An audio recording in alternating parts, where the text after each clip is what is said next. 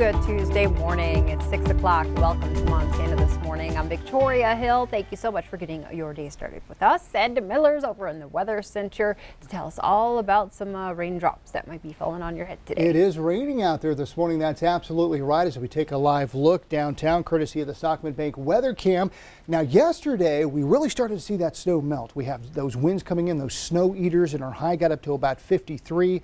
Our low only got down to about 36.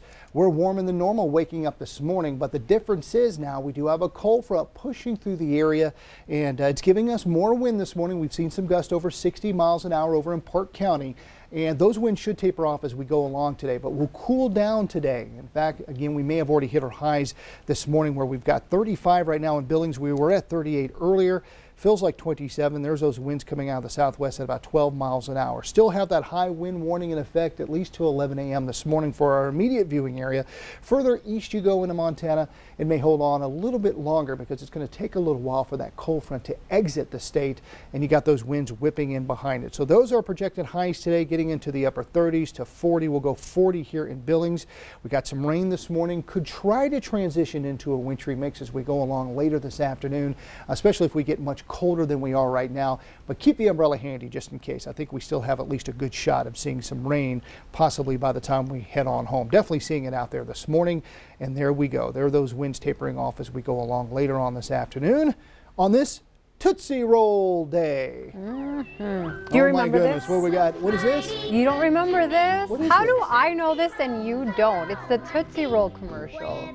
Whatever is, I think I see becomes a Tootsie Roll to me. Okay, what year were you born and what year was I do not want remember to say. this? Brett, do you remember this? Okay, here's my only explanation. The Tootsie Roll headquarters located in Chicago, so maybe it was a bigger deal over there than out where you were. Or I don't Brett remember. knows it, so. I don't remember. What? Hold on. Oh gosh. You want Tootsie Roll? Magic Miller. Wait a minute. Man, they're just coming out everywhere this morning. Holy cow. Want a bag? Oh, you did bring some. You were well prepared. I don't think getting that many was necessary for the holiday today, Miller, but. I didn't say I was going to share these. No, I don't. I'm good. I'm quite good. And you notice they're all the originals. I asked this question on my Facebook page this morning. Do you prefer original vanilla or one of the fruit flavors? The majority of folks are saying they do like the original. Hey, it's always the best when you go with the original. And those ones that you have, the longer ones, are pretty good because it's almost Yeah. like a candy bar. You just kind of keep snacking on it. You know, you want me to shove them in my mouth like that guy did earlier? No, I could let's do not that bring for you. that up again, I would no. take one for the team this morning. Okay. There are many things that happen live on air that we can't take back, and unfortunately, that was one of them. All right, Miller, you go enjoy yourself a Tootsie Roll. Get it out of your mouth and clear it out before your next weather hit, or else you won't be able to do the forecast. Out of Our top story this morning, a school and a community are mourning the loss of 3 Billings teens killed in a car crash west of town at 64th and Danford. 16-year-old Connor DeVere, 18-year-old Kylie Larson, and 17-year-old Thomas Lindsay all passed away Friday evening.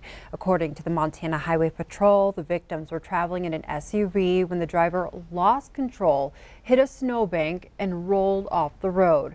There was one survivor of the crash, 17-year-old Zach Malcolm. He underwent 2 surgeries and was released from the hospital yesterday. All 4 of these teens were Billings West students. Officials are making sure those in the high school are supported through this difficult time.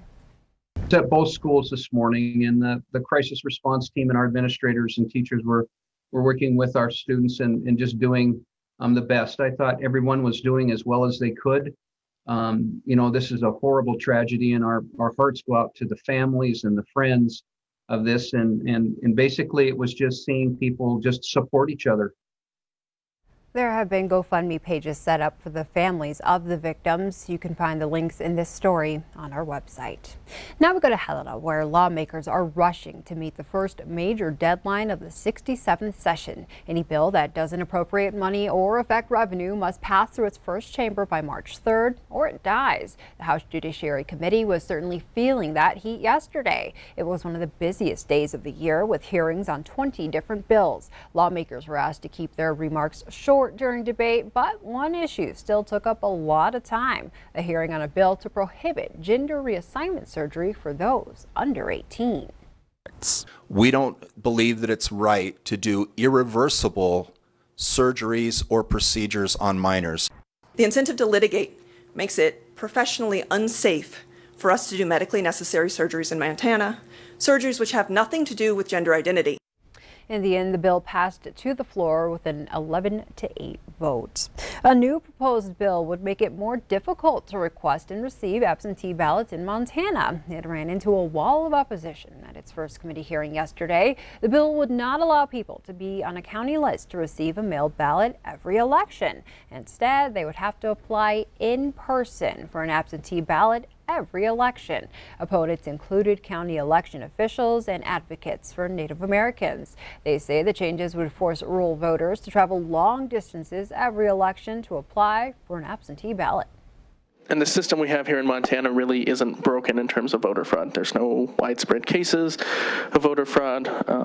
There's not really an issue. So don't spend time fixing something that's not broken. And in our opinion, this is just another attempt at voter suppression. The committee took no immediate action on the bill. In national news, President Joe Biden's nominee for Interior Secretary, Deb Haaland, will face her confirmation hearing this morning. It will be conducted by the Senate Energy and Natural Resources Committee. Both Montana Senator Steve Daines and Wyoming Senator John Barrasso serve on that committee and will vote on Haaland's nomination. Daines has not shown support in the past, saying Haaland supports several radical issues that will hurt Montana, including stopping construction on the Keystone Pipeline. If she is confirmed, she'll be the first Native American cabinet secretary in history. Turning to education news, School District 2 is putting plans in place to offer its most robust summer school opportunities yet. That's because experts say it will take years of remedial learning to get struggling students up to speed after the pandemic. Summer school options will be available for kindergarten through 5th grade, as well as middle schoolers. Classes would run for 6 weeks starting in June and be 4 days a week. Staffing and locations are still yet to be decided and could come after the district is allocated more federal relief money. The Department of Education says states will not be allowed to cancel standardized testing this year, but they can make some changes. The federal requirement was waived last year due to the pandemic. Standardized testing is given to students in 3rd grade through high school. This year, schools will be allowed to delay the test until summer or fall, or can offer shortened tests or online assessments. States can also apply for an exemption from certain accountability measures tied to the results. Now for the latest on the pandemic. More than 500,000 Americans have died from the coronavirus, including about 100,000 since President Biden took office last month. The White House held a memorial last night to honor those lives lost. CBS's Deborah Alfarone reports. Amazing Grace played outside the White House as 500 candles burned to represent a grim milestone. 500,000 Americans have died from the coronavirus. To remember so we can heal, to find purpose in the work ahead. President Biden said the nation can't become numb to the sorrow. As we acknowledge the scale of this mass death in America, we remember each person and the life they lived. You know, there's people behind the numbers. I mean, our mom's behind that number, and it's really sad. Wendy Jensen's mother, Carol, died last March when the number of dead from COVID-19 was less than 2,000. I love you. That's the last thing he said. Rebecca Riley's husband, Michael, died just before Christmas. More than 200,000 have since passed away from COVID. It's indescribable, the pain. I don't know if you still get it feels like you're literally being punched in the stomach. With more than 44 million people having received at least one vaccine dose, President Biden promised better days ahead. This nation will smile again. This nation will know sunny days again. This nation will know joy again. The president ordered U.S. flags to fly at half-staff this week for those lost. Deborah Alfarone, CBS News, Washington. Recent storms disrupted vaccine deliveries, but White House officials say they should be back on schedule in the next few days. So far, the vaccination rate is outpacing President Biden's early goal of 100 million shots in his first 100 days. Closer to home, the Billings City Council approved the purchase of a new fire truck. It comes after one of its engines was involved in a crash on icy streets. An inspection of the old truck found the damage would cost more to fix than the truck is worth. The new fire engine will cost $638,000.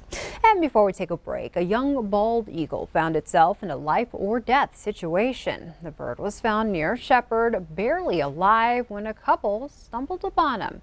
MTN's Cody Boyer picks up the story from here. They just went above and beyond to help this bird. All alone, face down in the snow on the side of the road. A situation that, for most animals, means the end. Odds of this eagle making it through even a couple nights out there probably would have been slim to none. In Becky Keene's 18 years at the Montana Raptor Conservation Center, it's a situation that she's seen go the other way many times. Lead poisoning. Clenched talons, labored breathing, just very lethargic. It eventually gets them down. We were on our way back from an errand, keeping our eyes open, and went past this brown patch. That's Julie Betts in Yellowstone County. My husband said, "Was that what I think it was?" And I'm like, "Oh my God, I think so." Julie and her husband Carrie saw the juvenile bald eagle first, but saw no signs of life. He was gone. In our opinions, he was gone. My husband just took his foot and gently touched him, and he started breathing.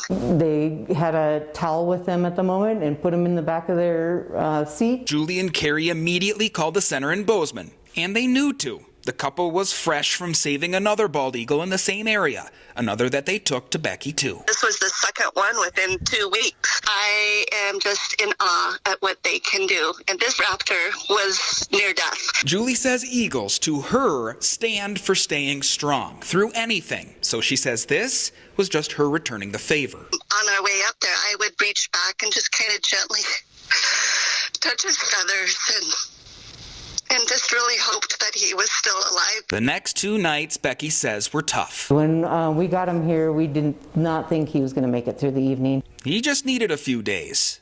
This is how he looks now. Them finding him that evening was a life-saving, matter for this bird. He looked like he was raring to go. Oh my gosh, really? Oh, yeah. Becky says the eagle will stay there until he has recovered enough to be released, which could be some time. But the female, that one on the screen, is Julie and Carrie's first rescue, and you can see that she is recovering well.